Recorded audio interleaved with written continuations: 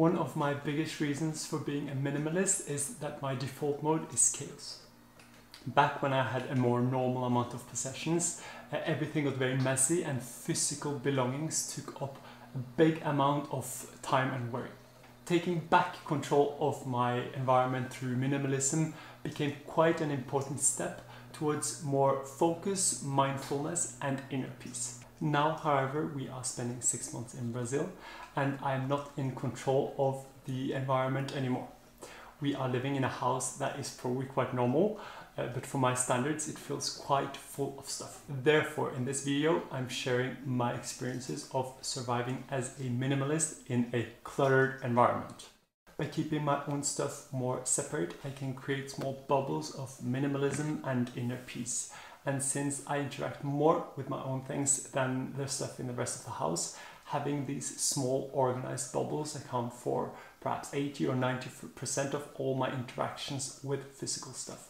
So that means that in a cluttered environment, the excess of stuff is only a challenge for a small proportion of my time. The way I create the bubbles of minimalism is to try to keep all my belongings in as few places as possible and very clearly separated from everything else in the house. I currently have my things organized in a few very specific places. The first one is a drawer for my clothes. I have one drawer for my work and camera stuff.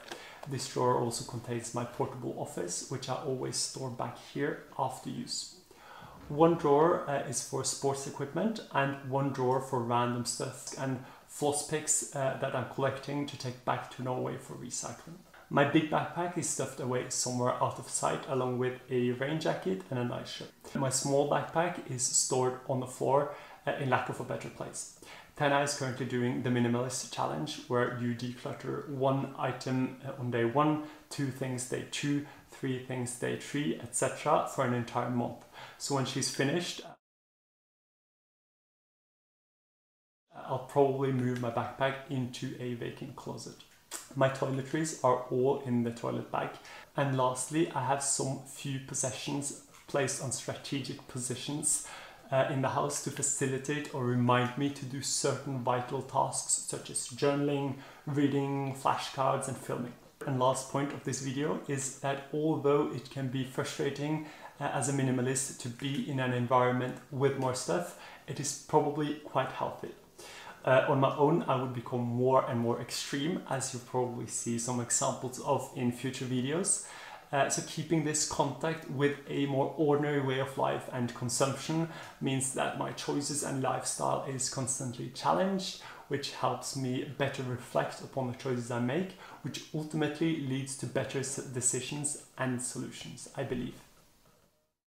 The last 2 items I have are stored here, which are Gustavo and Gustavo's lower jaw.